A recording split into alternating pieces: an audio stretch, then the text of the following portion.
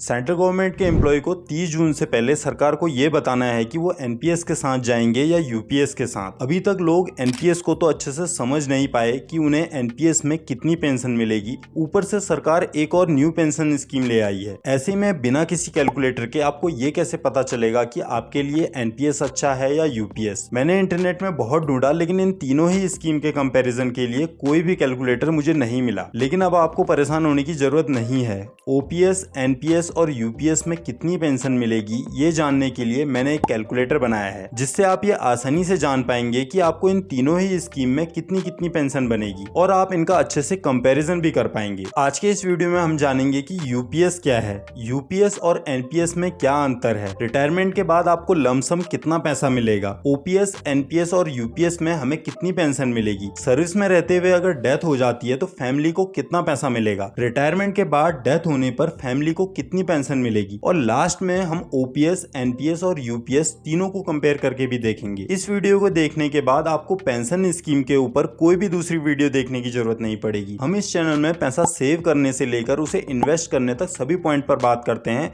वो भी बहुत आसान शब्दों में। अगर आप भी पैसे के बारे में सब कुछ जानना चाहते हैं तो आप चैनल को सब्सक्राइब कर सकते हैं। वीडियो को शुरू करने से पहले एक बार जान लेते हैं कि यूपीएस क्या है। यूपीएस का पूरा नाम है यूनिफाइड पेंशन स्कीम। 1 अप्रैल 2025 से सरकार ने यूपीएस को लागू कर दिया है और अब आपके पास यूपीएस और एनपीएस दो ऑप्शन हैं। 30 जून से पहले आपने सरकार को यह बताना है कि आप इन दोनों में से कौन सी स्कीम में रहना चाहते हैं। एनपीएस का पूरा नाम है नेशनल पेंशन सिस्टम, जिसमें आपकी बेसिक पे प्लस डीए का 10% पैसा आपकी सैलरी से काट कर आपके पेंशन फंड में जमा कर दिया जाता है, और गवर्नमेंट भी इस पेंशन फंड में बेसिक पे प्लस डीए का 14% पैसा जमा करती है। ये पैसा आपके पेंशन फंड मैनेजर को दे दिया जाता है, जिसे आपका पेंशन फंड मैनेजर अलग अलग एसेट में इन्वेस्ट करता है, जिससे आपका पैसा समय के साथ साथ ग्रो होता है। ये पैसा शेयर मार्केट में भी इन्वेस्ट किया जाता है, इसलिए इस पर आपको कोई भी फिक्स्ड इंटरेस्ट नहीं मिलता है। अगर मार्केट ने अच्छा रिटर्न बना कर दिया तो आपका पैसा अच्छे इंटरेस्ट से ग्रो होता है, और अगर मार्केट ने अच्छा रिटर्न नहीं बनाया तो आपके पेंशन फंड का रिटर्न भी कम हो जाता है। जब आप रिटायर होते हैं तो जो आपके पेंशन फंड में पैसा होता है उसका 60% अमाउंट आपको लमसम दे दिया जाता है, और बचे हुए 40% पैसे से आपको पेंशन मिलती है। एनपीएस के बारे में हमने एक डिटेल वीडियो बना रखी है, आप चाहे तो उसे भी देख सकते हैं। इस वीडियो में हम सिर्फ एनपीएस को यूपीएस और ओपीएस के साथ कंपेयर करके देखेंगे। एनपीएस के जैसे ही यूपीएस में भी आपको 10% पैसा जमा करना ही है, और यहाँ भी आपका एक पेंशन फंड बनाया जाता है, लेकिन यहाँ पर गवर्नमेंट आपकी बेसिक प्लस डीए का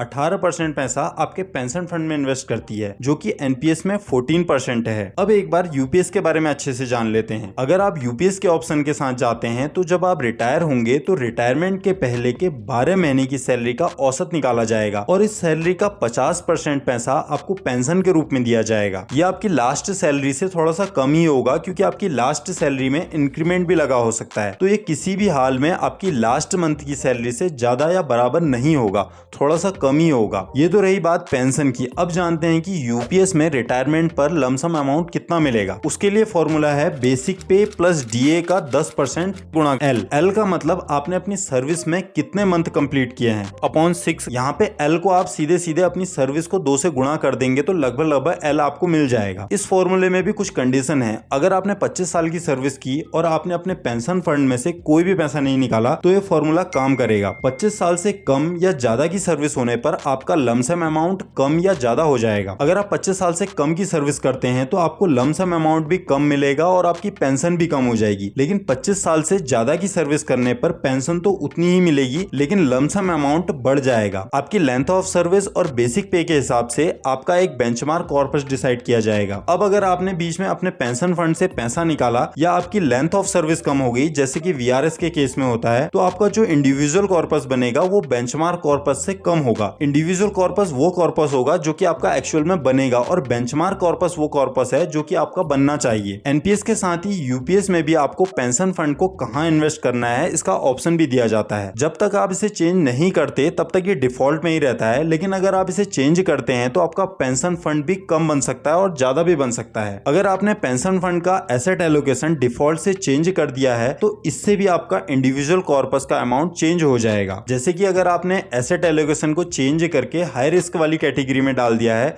और शेयर मार्केट अगर बढ़ती है तो आपका जो इंडिविजुअल कॉर्पस होगा वो बेंचमार्क कॉर्पस से ज्यादा बन जाएगा। लेकिन अगर शेयर मार्केट घटती है उस दौरान तो आपका जो इंडिविजुअल कॉर्पस होगा वो बेंचमार्क कॉर्पस से कम हो जाएगा। इसीलिए सरकार ये कह रही है कि अगर आपने अपने एसेट एलोकेशन को चेंज नहीं किया है तो वो डिफॉल्ट मोड में ही सेट होगा। तो डिफॉल्ट मोड के हिसाब से सरकार आपको आपका बेंचमार्क कॉर्पस बता रही है। अगर आपने कम से कम 10 साल की सर्विस पूरी कर ली तो आपकी मिनिमम पेंशन 10,000 की बनेगी। अगर कैलकुलेशन के हिसाब से आपकी पेंशन 8,000 रुपए बन रही है तो फिर भी आपको मिनिमम 10,000 रुपए की पेंशन दी जाएगी। अगर आपने एक बार यूपीएस को चुन लिया तो आप इसे बाद में चेंज नहीं कर पाएंगे और आप चाहें तो इसे एनपीएस में भी रख सकते हैं। लेकिन अगर आपने एनपीएस को चुना है तब भी आप बाद में जाके इसे यूपीएस में चेंज नहीं कर पाएंगे। चाहे आप एनपीएस को सेलेक्ट करें या यूपीएस को सेलेक्ट करें, अगर आपकी सर्विस करते हुए डेथ हो जाती है तो आपकी फैमिली को 2 ऑप्शन दिए जाते हैं, या तो वो ओपीएस के हिसाब से पेंशन ले लें या वो एनपीएस या यूपीएस के हिसाब से पेंशन ले लें। अब इन तीनों को कंपेयर करके देखते हैं कि आपके लिए एनपीएस, यूपीएस और ओपीएस में से सबसे अच्छी कौन सी स्कीम है। सबसे पहले हम देखते हैं कि हमें पेंशन कितनी मिलेगी। ओपीएस में हमें पेंशन मिलेगी हमारी last basic pay plus DA का 50%। और इसमें खास बात यह है कि जैसे जैसे महंगाई भत्ता बढ़ेगा हमें इस पेंशन में डीआर भी मिलेगा, मतलब समय के साथ साथ ये पेंशन बढ़ती जाएगी। लेकिन एनपीएस में जो हमें पेंशन मिलेगी वो हमारी एन्युटी पे डिपेंड करेगी। जो हमारा लमसम अमाउंट बना होगा उसका 60% पैसा तो आपको मिल जाएगा और जो 40% पैसा होगा उसकी आपने एक एन्युटी खरीदनी पड़ेगी और इस एन्युटी के बेस पे आपको पेंशन मिलेगी। ये लगभग 6 से 7% के आसपास होती है। अगर आपने 1 करोड़ रुपए की एन्युटी ली है तो 1 करोड़ का 6% हो गया 6 लाख रुपए सालाना, और हर महीने के हिसाब से आपको 6 लाख रुपए सालाने के ऊपर 50,000 रुपए 12×5 60 50,000 रुपए पेंशन मिलेगी। ओपीएस में क्या है कि आपकी जो last basic pay plus DA का 50% है, लेकिन यूपीएस में देखा जाएगा कि आपकी लास्ट 12 महीने जब आप रिटायर हो रहे हैं उससे पहले के जो लास्ट 12 महीने होंगे उनका एवरेज निकाला जाएगा, या आपकी लास्ट बेसिक पे से कम होगा। तो इस एवरेज का 50% पैसा आपको पेंशन में मिलेगा। यहाँ पे इन्होंने डीए ऐड नहीं किया, लेकिन ये पेंशन भी जैसे ओपीएस में हमें डीआर की फैसिलिटी मिल रही थी, मतलब डेयरनेस रिलीव मिल रहा था, वैसे यूपीएस में भी आपको डीआर की फैसिलिटी मिलेगी। तो ये पेंशन भी आपकी समय के साथ बढ़ते जाएगी। मतलब ओपीएस में आपको जो पेंशन मिल रही है उससे थोड़ी सी कम आपको यूपीएस में मिलेगी, और एनपीएस में जो आपको पेंशन मिलेगी वो आपकी एन्युटी पे बेस पे मिलेगी। यहाँ पे आपको डीआर मिलेगा, यहाँ पे भी आपको डीआर मिलेगा, लेकिन एनपीएस में आपको कोई डीआर नहीं मिलेगा। मिनिमम सर्विस जो है ओपीएस में आप अगर 20 साल की सर्विस करते हैं मिनिमम तो आपको ओपीएस की सुविधा मिलती थी, लेकिन यूपीएस में इस 20 साल को बढ़ा के 25 साल कर दिया गया है। अगर आप 25 साल की सेवा पूरी करते हैं तो आपके जो ये पेंशन क्राइटेरिया दिया हुआ है इन्होंने 50% ऑफ बेसिक पे ये मिलेगी। अगर 25 साल से कम की आपने सेवा की है तो फिर वो कैलकुलेशन के हिसाब से आपको पेंशन मिलेगी, वो इससे कुछ कम ही बनेगी। अब बात करते हैं गवर्नमेंट कंट्रीब्यूशन की। ओपीएस में गवर्नमेंट का कोई कंट्रीब्यूशन नहीं होता, मतलब वो ऐड नहीं किया जाता है। यहाँ पे पूरी पेंशन, ओपीएस में पूरी पेंशन सरकार अपने फंड से देती है, तो यहाँ पे एज सच वैसा कोई गवर्नमेंट कंट्रीब्यूशन नहीं है। एनपीएस में आपका पेंशन फंड बनाया गया है, उस पेंशन फंड में 10% आप डाल रहे हैं अपनी बेसिक पे प्लस डीए का, और 14% अमाउंट आपकी बेसिक पे प्लस डीए का 14% अमाउंट गवर्नमेंट इस पेंशन फंड में कंट्रीब्यूट करेगी। अब यूपीएस में सरकार ने क्या किया कि उसने इसे 14% से बढ़ाकर 18.5% कर दिया है, मतलब 18.5% पैसा अब गवर्नमेंट कंट्रीब्यूट करेगी आपकी बेसिक पे प्लस डीए का। एम्प्लॉय का क्या कंट्रीब्यूशन होगा? ओपीएस के मामले में एम्प्लॉय का कोई कंट्रीब्यूशन नहीं होता था। ओपीएस में क्या होता था कि एम्प्लॉय के उससे जीपीएफ कटता था, और जीपीएफ एम्प्लॉय जितना कटाना चाहे उस हिसाब से कटा सकता था, और ये जीपीएफ का पैसा आपके पेंशन फंड से ऐसा लिंक नहीं होता था, क्योंकि ये रिटायरमेंट में आपको पूरा का पूरा 100% मिल जाता था। बीच में इस जीपीएफ के पैसे से आपको जरूरत है बच्चे की शादी या बच्चे की पढ़ाई या मकान बनाना, तो ये जीपीएफ को निकाल सकते थे। लेकिन एनपीएस में क्या है, यहाँ पे एम्प्लॉय का कंट्रीब्यूशन 10% है, आपकी बेसिक पे प्लस डीए का 10% अमाउंट काट लिया जाएगा, आपके पेंशन फंड में डालेंगे। यूपीएस में भी सेम वही 10% का अमाउंट काट लिया जाएगा, पेंशन फंड में डालेंगे। सरकार 14% का अमाउंट डालेगी और एनपीएस में, और यूपीएस में 18.5% का। लेकिन जीपीएफ के केस में आप अपना जीपीएफ से पैसा निकाल सकते थे, लेकिन एनपीएस और यूपीएस के केस में आपका जो ये पेंशन फंड है इसे आप बार बार नहीं निकाल सकते। कुछ स्पेशल कंडीशन है, उन्हीं में आप इस पैसे को निकाल सकते हैं, वो भी जो आपने पैसा जमा किया है सिर्फ उसी का। और अगर आप उस पैसे को निकालेंगे तो आपका रिटायरमेंट के समय पे लमसम अमाउंट भी कम हो जाएगा और पेंशन भी कम हो जाएगी, एनपीएस और यूपीएस दोनों के केस में। लेकिन जीपीएफ के केस में ये पेंशन से लिंक नहीं है, पेंशन का सारा खर्चा सरकार ने वहन करना है, तो इससे कोई फर्क नहीं पड़ेगा कि आप अपनी जीपीएफ के पैसे को निकाल रहे हैं या क्या कर रहे हैं। बस आपको जो रिटायरमेंट के समय पे जीपीएस अमाउंट मिलता था वो थोड़ा सा कम हो जाएगा। मिनिमम पेंशन कितनी मिलेगी? ओपीएस के केस में मिनिमम पेंशन जो है वो है 9,000। मतलब जब आपको ओपीएस मिलता था तो आप अगर 20 साल से पहले रिटायर हो जाते थे तो आपको कम से कम 10,000 रुपए 9,000 रुपए पेंशन हर महीने मिलती ही मिलती थी। और यूपीएस के केस में ये पेंशन है आपकी 10,000। ओपीएस के केस में 9,000 है और यूपीएस के केस में ये पेंशन इन्होंने बढ़ा के कर दिया 10,000। लेकिन एनपीएस में ऐसा कुछ नहीं है। आप अगर रिटायर होते हैं, जल्दी रिटायर हो जाते हैं, तो वही आपका जो कॉर्पस होगा उस पर डिपेंड करेगा कि आपको कितनी पेंशन मिलेगी, कितना लमसम अमाउंट मिलेगा। अब बात करते हैं minimum service for minimum pension. मतलब ये मिनिमम पेंशन जो ओपीएस में 9,000 है, ये लेने के लिए आपको कम से कम कितनी सर्विस करनी पड़ेगी। ओपीएस के केस में 10 साल है। अगर आप 10 साल से कम की सर्विस करते हैं तो ये जो 9,000 रुपए हर महीने की पेंशन है मिनिमम, ये आपको नहीं मिलेगी। 10 साल की सर्विस तो आपने करनी ही है। एनपीएस के केस में तो ऐसा कुछ है ही नहीं। और यूपीएस के केस में भी सेम 10 साल। अगर आप 10 साल की सेवा पूरी कर लेते हैं तो आपका कैलकुलेशन के हिसाब से कितनी भी पेंशन मिले, आपको मिनिमम 10,000 रुपए की पेंशन सरकार देगी यूपीएस के केस में।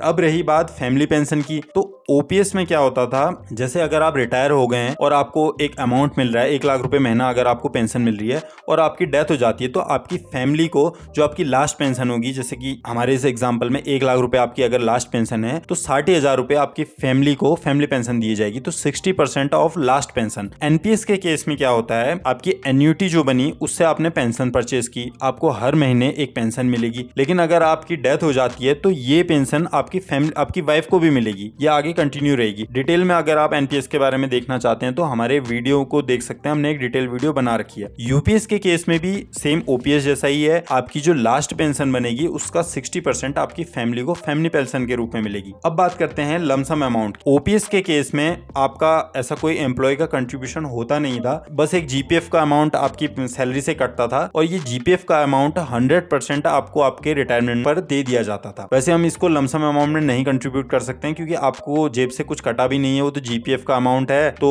वही आपको मिलता था। लेकिन एनपीएस के केस में आपका एक कॉर्पस बिल्ड हो रहा था। अब इस कॉर्पस का 60% जो पैसा होगा, मैक्सिमम 60% पैसा, जैसे 1 करोड़ का कॉर्पस बना तो 60 लाख रुपए अधिकतम मैक्सिमम आप इस कॉर्पस से निकाल सकते हैं, वो आपको पेंशन में मिल जाएगा। आप चाहें तो सिर्फ 20% निकालें, 1 करोड़ का कॉर्पस है, सिर्फ 20 लाख रुपए लमसम ले लें और 80 लाख रुपए छोड़ दें, कहाँ, एन्युटी में, और एन्युटी परचेस कर लें। उस एन्युटी से फिर आपको पेंशन मिलेगी, वो थोड़ा सा ज्यादा होगी। तो वैसे तो फायदा इसमें यही है कि आप अपना 60% कॉर्पस निकाल लें, क्योंकि जो एन्युटी पे पेंशन बन रही है वो लगभग 6 से 7% के आसपास बन रही है इंटरेस्ट उसका सालाना। और अगर आप 60% कॉर्पस पूरा निकाल लेते हैं, इस पैसे को आप सीनियर सिटीजन सेविंग सर्टिफिकेट में ले लीजिए, उससे वहां पे आपको ज्यादा इंटरेस्ट मिल जाएगा 8.2% का। तो 60% कॉर्पस लेना ज्यादा बेटर है एनपीएस के केस में। यूपीएस में क्या है, यूपीएस में भी आपका एक कॉर्पस बना होगा जिसको इन्होंने इंडिविजुअल कॉर्पस का नाम दे रखा है, लेकिन यहाँ पे आपको 60% 30% ऐसा कोई नियम नहीं है कि इतना मिलेगा ही मिलेगा। यहाँ पे इन्होंने क्या कर रखा है, जो आपकी लास्ट बेसिक पे होगी प्लस डीए, उसका 10% पैसा प्लस एल जो अमाउंट आएगा, ये आपको, सॉरी यहाँ पे प्लस एल ना होके ये होगा इंटू एल। तो जो आपकी last basic pay plus DA का 10% पैसा होगा, इसको एल से गुणा कर दिया जाएगा। एल है नंबर ऑफ मंथ जो आपने पूरी सर्विस की है, नंबर ऑफ मंथ अपॉन 6। जैसे अगर आपने 10 साल की सर्विस करी तो आपके नंबर ऑफ मंथ हो गए 120, अपॉन 6 आप करेंगे तो ये बन गया 20। मतलब कुल मिला के एल को आप ऐसे मान सकते हैं, जितनी आपने सर्विस की है, 10 साल सर्विस करी तो एक्यूरेट 10 साल, अगर 1-2 महीने ऊपर नीचे ना हो तो 10 साल अगर आपने सर्विस करी तो एल बराबर 20 हो जाएगा। वैसे ही अगर आपने 20 साल सर्विस करी तो एल बराबर 40 हो जाएगा। तो ये पैसा आपको लमसम दिया जाएगा जब आप यूपीएस में रिटायर होंगे, तो ये पैसा एनपीएस से कम ही बनेगा। अब बात करते हैं ग्रेचुइटी की। ग्रेचुइटी के मामले में ओपीएस, एनपीएस और यूपीएस तीनों में ही आपको ग्रेचुइटी की सुविधा मिल जाती है। ऐसा कोई अंतर नहीं है इसमें, तीनों में ही आपको मिलेगी ग्रेचुइटी। लीव एनकैशमेंट की सुविधा भी आपको तीनों में मिल जाएगी, ओपीएस में भी है, एनपीएस में भी है, यूपीएस में भी है। अब बात करते हैं डीआर की। डीआर जो है आपकी जो पेंशन बनेगी, लास्ट पेंशन जो आपको मिलेगी, उसके बाद आपका हर महीने सैलरी बढ़ेगी, क्योंकि महंगाई बढ़ेगी तो महंगाई भत्ता, जैसे जॉब में महंगाई भत्ता मिलता है, डीए मिलता है, वैसे यहाँ पे आपको डीआर मिलेगा। ओपीएस के केस में, यूपीएस में भी आपको डीआर मिलेगा, लेकिन एनपीएस में डीआर की ऐसी कोई सुविधा अभी तक नहीं दी है सरकार ने। अब बात करते हैं वीआरएस की। रही बात वीआरएस की, अगर आप वीआरएस लेते हैं तो आपकी पेंशन जो होगी, जैसे ही आप वीआरएस लेते हैं आपको उसके तुरंत बाद से आपको पेंशन मिलने लग जाएगी। एनपीएस के केस में क्या है, अगर आप एनपीएस में वीआरएस लेते हैं तो जैसे नॉर्मल रिटायरमेंट में आपको 60% कॉर्पस मिल रहा था और 40% की एन्युटी खरीदनी पड़ रही थी, यहाँ पे आपको 20% पैसा मिलेगा, लमसम अमाउंट 20% मिलेगा और 80% की आप एन्युटी खरीदेंगे। तो एनपीएस में वीआरएस अगर आप लेते हैं तो आपको 80% से आपको एन्युटी खरीदनी पड़ेगी और इसी एन्युटी के बेस पे आपको पेंशन मिलेगी। यूपीएस में क्या कर दिया है सरकार ने, जैसे अगर आपने 50 साल की उम्र में वीआरएस लिया तो आप 60 साल में रिटायर होने थे तो 60 ही साल, 10 साल तक आपको कुछ नहीं मिलेगा। आपको कोई पेंशन नहीं मिलेगी। जैसे आप 60 साल के होंगे उसके बाद आपको पेंशन मिलनी शुरू होगी। तो अगर आप यूपीएस चुनते हैं और वीआरएस लेने की सोच रहे हैं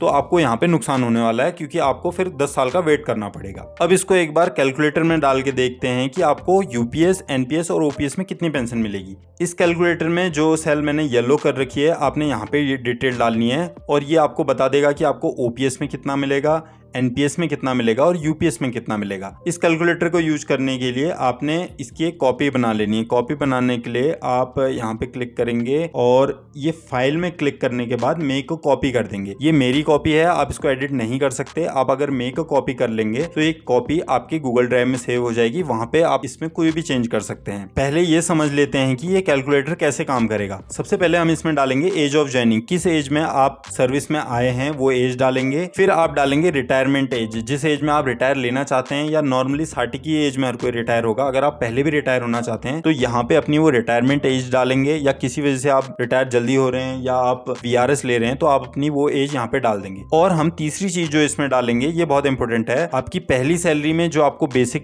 प्लस डीए का अमाउंट होगा वो आप यहाँ पे डालेंगे। मैं यहाँ पे एग्जाम्पल लेते चल रहा हूँ कि आपकी बेसिक पे 44,900 है और यहाँ पे अभी डीए 0 है। सरकार साल में 2 बार डीए बढ़ाती है तो लगभग 7-8% आपका साल में 2 बार डीए बढ़ जाता है। लेकिन आपकी जॉब में इंक्रीमेंट भी होगा, तो मैं ये मान के चल ले रहा हूँ कि आपका 9% पैसा, मतलब 9% आपकी सैलरी हर साल बढ़ेगी। अब इसको आप ऊपर नीचे भी कर सकते हैं, ये अगली सीट में मैं समझाऊंगा कि इसमें आपने क्या करना है। ये सब चीजें जब आप ये चारों चीजें डालेंगे, age of joining, retirement age और basic pay plus DA, first salary का याद रखें, यहाँ पे फर्स्ट सैलरी का डालना है, तो ये आपको बता देगा एक लमसम कैलकुलेशन। जो मैंने कैलकुलेशन करके बिल्कुल एक्यूरेट नहीं होगी, लेकिन लगभग उसके आसपास ही होगी। आप इसको चेक भी कर सकते हैं। और ये कैसे काम करती है ये अभी आगे बताऊंगा मैं। तो ये बताएगा आपको आपकी बेसिक पे रिटायरमेंट की एज पे क्या होगी। तो यहाँ पे इस केस में अगर मैं 9% से मेरी सैलरी, मेरी बेसिक पे हर साल बढ़ रही है और उसमें इंक्रीमेंट भी इंक्लूड कर लिए हैं, तो 60 साल की एज में मैं अगर 25 साल में ज्वाइन करता हूँ तो मेरी जो बेसिक पे होगी वो होगी 8,40,771। ये कैसे काम करता है इसे हम आगे देखेंगे। इस कंडीशन में आपकी अगर 44,900 अगर आपकी बेसिक पे प्लस डीए है, इसका 10% कंट्रीब्यूशन एम्प्लॉय कंट्रीब्यूशन बनेगा एनपीएस में। एनपीएस अगर आप सेलेक्ट करते हैं तो 4,490 एम्प्लॉय का कंट्रीब्यूशन होगा, ये लगभग 10% होता है। इसको 10% कर देते हैं। Government contribution basic plus DA का 14% होगा और टोटल मंथली कंट्रीब्यूशन जो आपका बनेगा वो होगा 10,776 रुपए। यही अमाउंट हमारा आगे चले जाएगा। तो ये मैंने कैलकुलेटर बना रखा है। यहाँ पे एनपीएस है, एनपीएस में आपके मंथ हो गए। जब आप जॉब में आए होंगे तो ओपनिंग बैलेंस 0 होगा। आपकी जॉब लगने के बाद जो आपका पहला कंट्रीब्यूशन गया, गवर्नमेंट प्लस आपका दोनों, ये हमने पीछे से ले लिया है। आपका गवर्नमेंट कंट्रीब्यूशन 14%, एम्प्लॉय कंट्रीब्यूशन 10%, दोनों को मिला के आपका पहले मंथ की सैलरी से 10,776 रुपए कटा होगा। इसमें आपकी सैलरी भी है और आपका कंट्रीब्यूशन भी है, गवर्नमेंट का भी है, और इस पे आपको इंटरेस्ट मिला। अब इंटरेस्ट किस रेट पे मिला, ये इंटरेस्ट आपको मिलेगा, ये जो हमने आगे मान रखा है 10%, तो 10% से हमारा पैसा ग्रो होगा। आप हमारे एनपीएस वाले को वीडियो को देख लेंगे तो आपको समझ आ जाएगा कि क्यों यहाँ पे मैंने 10% का रिटर्न लिया हुआ है, क्योंकि आपका पेंशन फंड मैनेजर पैसा इन्वेस्ट करेगा तो उसमें लगभग 10% का रिटर्न मिल जाता है। थोड़ा सा इसके ऊपर नीचे 9 से 11 के बीच में मिलता है, तो हमने 10% मान लिया, तो 10% आपको ब्याज मिला, तो ये आपका क्लोजिंग बैलेंस आ गया। तो ऐसे ही 10,776 रुपए आपने 1 साल तक पढ़े। ये आपका बढ़ गया होगा और क्योंकि आपका डीए बढ़ा होगा तो बढ़ गया होगा, लेकिन हम इसे मान रहे हैं कि 1 साल बाद बढ़ा है। अब 1 साल बाद ये आपका कंट्रीब्यूशन जो है ये 9% से ग्रो हो गया। हमने पीछे अमाउंट डाला तो इसका 9%। अब अगले 1 साल तक ये 9% बढ़ते हुए हमारा कंट्रीब्यूशन हुआ। फिर उसके अगले 1 साल तक ये और 9% बढ़ा, उसके अगले 1 साल तक और 9% बढ़ा। तो एक मोटा मोटा एजम्पशन है। तो आप अगर इसको चेक करना चाहें, जैसे अगर आप 25 साल की एज में जॉब लगे हैं, 44,900 अगर आपको बेसिक पे प्लस डीए मिला हुआ है और आपने 5 साल की सेवा कर ली है, तो 1 साल 12×24 2 साल 12×5 60, मतलब 60वें महीने में आपका बेसिक प्लस डीए हो गया है 16,580 रुपए। तो आप इसको एक बार चेक कर सकते हैं कि आपकी सेवा कितने साल की हो गई। आप अपना बेसिक पे प्लस डीए आगे डाली, पीछे वाली सीट में डालो, आप अपना बेसिक पे प्लस डीए इस सीट में डालेंगे, तो आप यहां से क्रॉस चेक कर सकते हैं कि 5 साल बाद आपका बेसिक पे प्लस डीए कितना कट के इसमें कंट्रीब्यूट हो रहा है। अब रही बात ये टोटल अमाउंट इसका इसमें जुड़ते रहा, ये आपका इंटरेस्ट जुड़ते रहा, और ये इंटरेस्ट हमने यहाँ पे ले लिया। साल में आपने इतना इंटरेस्ट कमाया और ये आपके मेन कॉर्पस पे जुड़ गया। ऐसे ही यहाँ साल के लास्ट में हमने, क्योंकि ये क्वार्टरली कंपाउंड नहीं होना है, एनुअली कंपाउंड हो रहा है, ये मान लेते हैं। तो इस तरीके से ये पूरा सीट बन गई है। यहाँ पे ऐसे ही हमने जीपीएफ और यूपीएस के लिए भी लिया है, इसको मैं आगे समझाऊंगा।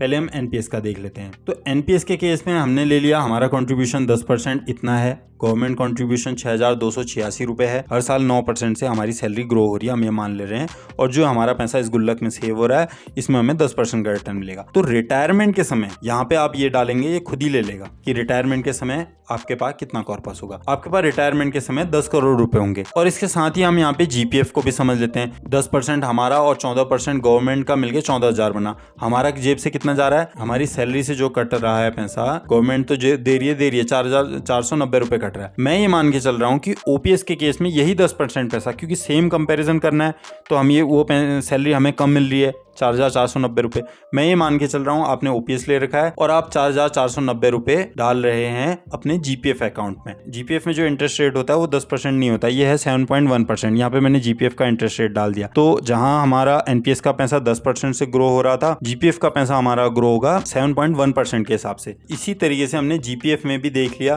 कि 7.1% के रेट से हमारा पैसा हर साल ग्रो होगा तो कितना इंटरेस्ट मिलेगा, और उसको हम 9% हर साल ग्रो भी कर रहे हैं। तो ये लगभग सेम रहेगा आपकी कैलकुलेशन में, जो ऊपर नीचे जो भी अगर ये आपके उससे मिसमैच कर रहा है थोड़ा बहुत, तो यहाँ भी मिसमैच करेगा तो बात वही पड़ेगी। तो हमारे कंपैरिजन करने के लिए सेम हो जाएगा, चाहे ये अमाउंट आपके एक्चुअल पे स्लिप से मैच ना कर रहा हो।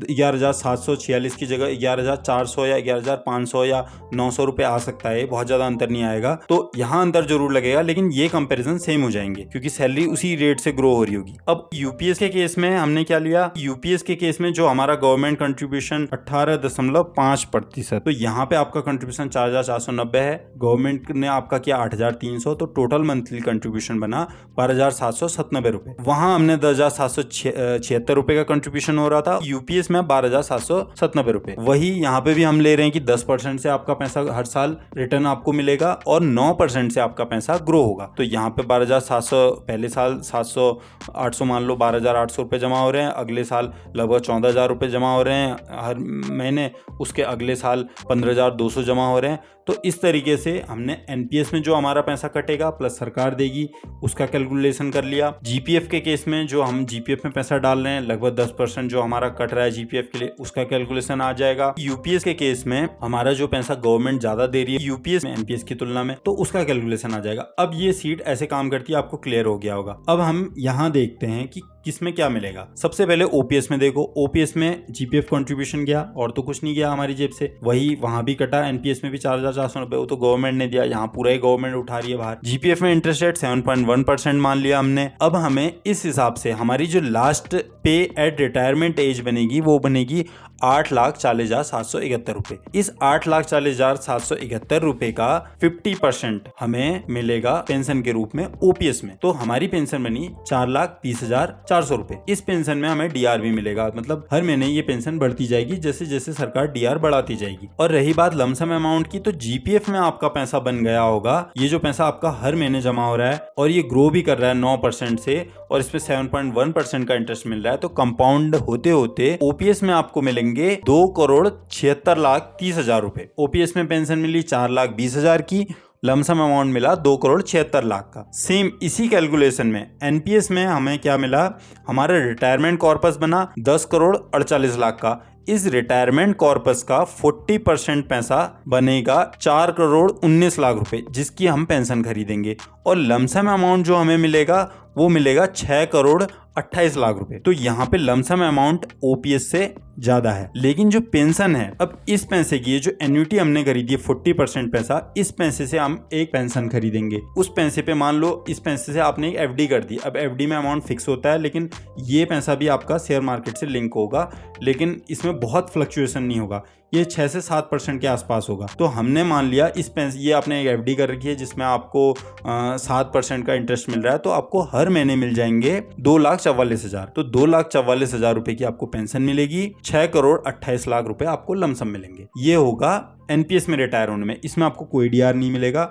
आपको हर महीने आपके मरने तक 2,44,000 की ही पेंशन मिलेगी। तो ये आपको क्लियर हो गया होगा। ओपीएस में आपको मिल रहे हैं 4,20,000 की पेंशन, यहाँ आपको मिल रही है 2,44,000, लगभग आधे की। ओपीएस में आपको लगभग 2,76,00,000 रुपए मिल रहे हैं, यहाँ पे आपको लगभग दुगने 6,28,00,000 रुपए मिल रहे हैं। इसे हम अगर ओपीएस के साथ अच्छे से कंपेयर करना चाह रहे हैं तो हम ये देख लेते हैं कि इस पैसे में से हमने लमसम अमाउंट लिया सिर्फ 27 लाख, जितना हमें ओपीएस में मिल रहा था। मतलब हम ये मान के चल रहे हैं एकदम ओपीएस के साथ कंपैरिजन करना चाह रहे हैं।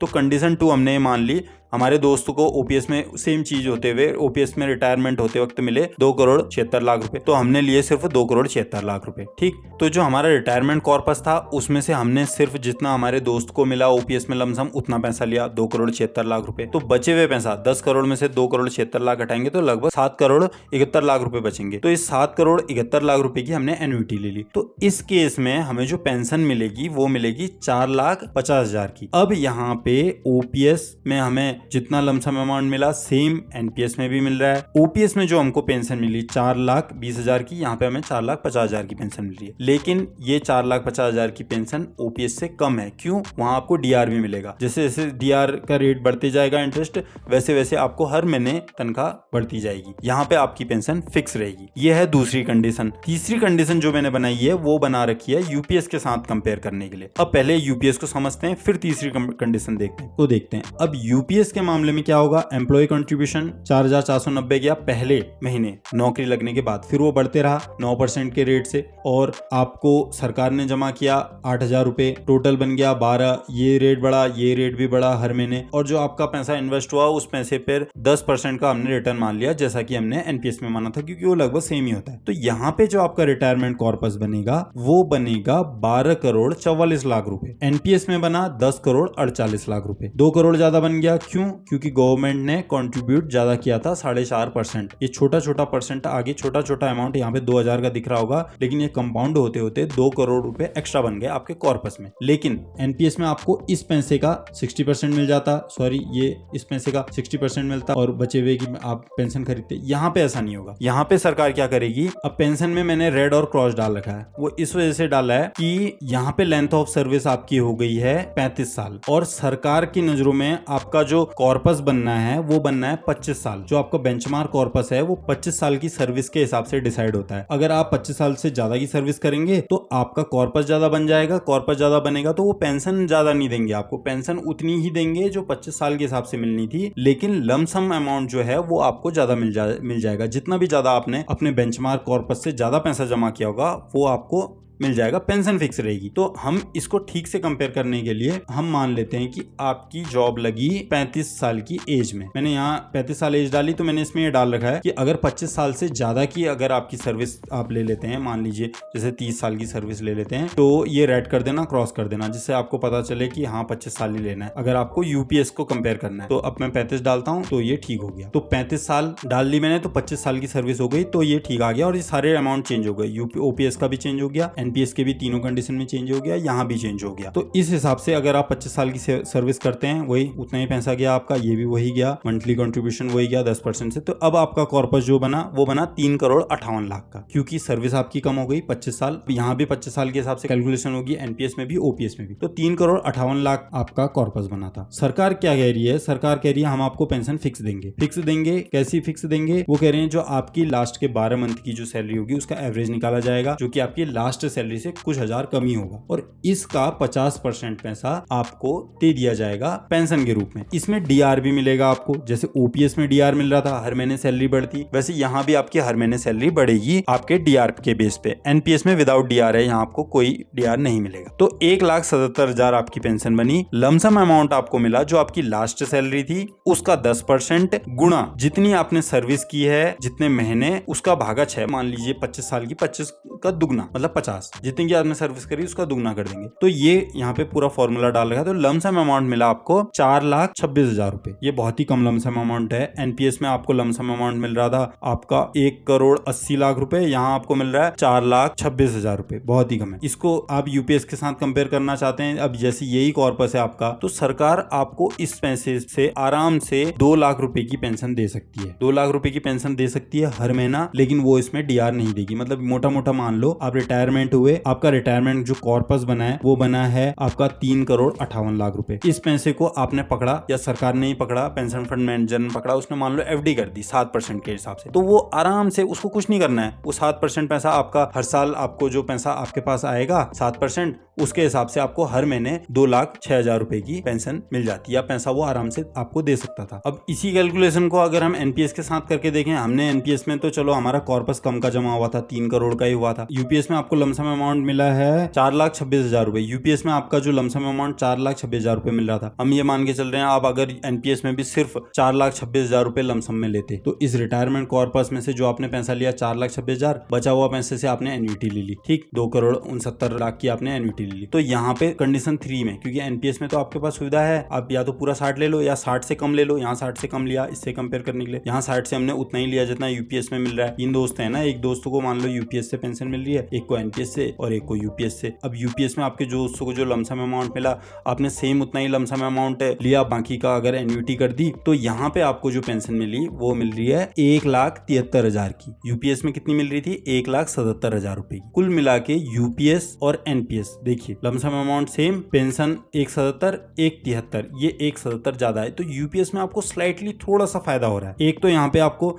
4,000 रुपए ज्यादा पेंशन मिल गई, ऊपर से आपको यहाँ पे डीआर भी मिला। तो यूपीएस और एनपीएस लगभग सेम है। सरकार ने यहाँ पे यूपीएस में कुछ नहीं कर रखा है, बस अपना कंट्रीब्यूशन बढ़ा दिया है, अपना कंट्रीब्यूशन बढ़ा दिया है, तो रिटायरमेंट कॉर्पस ज्यादा इकट्ठा हो जाएगा, तो सरकार आपको पेंशन आराम से दे पाएगी, जैसा वो ओपीएस में दे रही थी सेम वैसा ही, या लगभग मिलता जुलता वो दे पाएगी। तो यहाँ पे कुछ एक्स्ट्रा कुछ नहीं किया सरकार ने, सेम ही है, एनपीएस में जैसा है वैसा ही सेम आपको यूपीएस में भी दिया जा रहा है। अब हमें एक बार देखते हैं कि आपने, ये तो मैंने 25 साल की सर्विस ली, अगर आप मान लीजिए 22 साल की एज में सर्विस में आ जाते हैं, तो यूपीएस वाला कैलकुलेशन हम हटा देते हैं, हम ये मान के चल रहे हैं यूपीएस और एनपीएस लगभग सेम है, बस एनपीएस में ये फायदा है कि आपको 60% पैसा एक साथ मिल जाता है, यहाँ पे आपको 60% लमसम अमाउंट कम मिलेगा, पेंशन देंगे वो लोग, तो एक ही जैसा है, मतलब कान इधर से पकड़ो या इधर से पकड़ो, बात एक ही है। अब हम ये देख रहे हैं, इन दोनों को हमने सेम मान लिया, हम देख रहे हैं अगर आप कम एज में ही गवर्नमेंट जॉब लग जाते हैं, मान लीजिए आप 22 साल की एज में लगे, तो ये है ओपीएस का सेक्शन। ओपीएस को हम एनपीएस के कंडीशन 2 से कंपेयर करेंगे, तो ओपीएस में आपको पेंशन मिल रही है पहले लमसम अमाउंट, क्योंकि वो जीपीएफ वाला पैसा है, वो आपको मिल रहा है 3,79,00,000 का। यहाँ आपको लमसम अमाउंट मिल रहा है 3,79,00,000 का, मैंने सेम ही कर लिया, जितना यहाँ मिलेगा उतना ही यहाँ मिला, बाकी की हमने एन्युटी खरीद ली। यहाँ ओपीएस में आपको पेंशन मिली 5,44,000, एनपीएस में आपको पेंशन मिलेगी 6,50,000। ये विद डीआर है, ये विदाउट डीआर है, लेकिन ये फिर भी ज्यादा है, डीआर से उतना फर्क नहीं पड़ेगा यहाँ पे।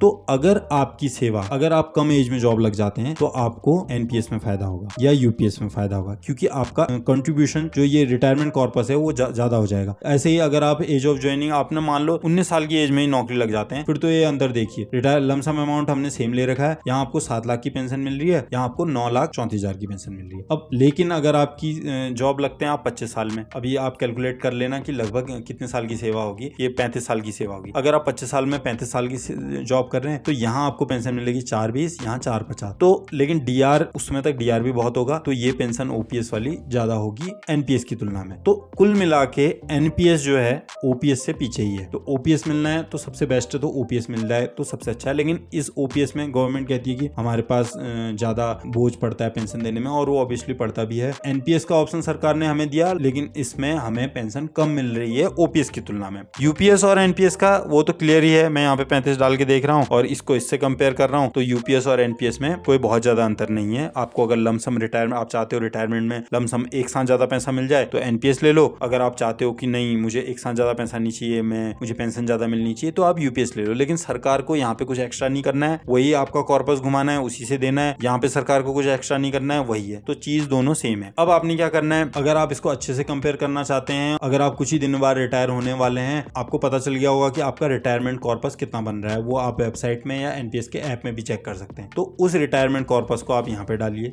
उस अमाउंट को, ये आपको तीनों ही कंडीशन में बता देगा। यूपीएस का तो अब पुराना कंट्रीब्यूशन तो कुछ है नहीं, नया ही है। अब पुराना अगर आप एमपीएस सेलेक्ट करेंगे तो वो कंट्रीब्यूशन सेम ही होगा यहाँ भी, तो आप उस कंट्रीब्यूशन को यहाँ पे डाल देंगे। अब मैं इसको भी येलो कर देता हूँ। तो आपको अगर अपना कुछ साल बाद रिटायर होने वाले हैं, आपका जो अभी कॉर्पस बन रहा है उसको यहाँ पे डालें, एनपीएस का पता चल जाएगा, यहाँ डालें यूपीएस का पता चल जाएगा। और रही बात ओपीएस की, ओपीएस के लिए आप लास्ट बेसिक पे यहाँ पे डाल दें, तो आपको आपकी लास्ट बेसिक पे भी पता चल जाएगी। तो इस तरीके तरीके से आपको क्लियर हो जाएगा कि आपको एनपीएस में जाना है, ओपीएस में जाना है। आप इस सीट में अपनी डिटेल डालकर देख सकते हैं कि आपके लिए कौन सी पेंशन स्कीम सबसे अच्छी है। अगर आप 25 की एज से पहले ही गवर्नमेंट जॉब में आ जाते हैं और 60 साल में अपना रिटायरमेंट लेते हैं तो ओपीएस की तुलना में एनपीएस और यूपीएस में आपको ज्यादा पैसा मिलेगा। एनपीएस और यूपीएस में बहुत ज्यादा अंतर नहीं है। एनपीएस में आपको लमसम अमाउंट ज्यादा मिलता है और यूपीएस में आपका लमसम अमाउंट कम रहता है लेकिन पेंशन ज्यादा बन जाती है। एनपीएस में आपको ये फायदा मिल जाता है कि जो आपको लमसम अमाउंट मिल रहा है इस पैसे को आप सीनियर सिटीजन सेविंग स्कीम में डाल सकते हैं, जिसमें आपको किसी भी और गवर्नमेंट स्कीम से सबसे ज्यादा इंटरेस्ट मिलता है। अगर आप एनपीएस के बारे में डिटेल में जानना चाहते हैं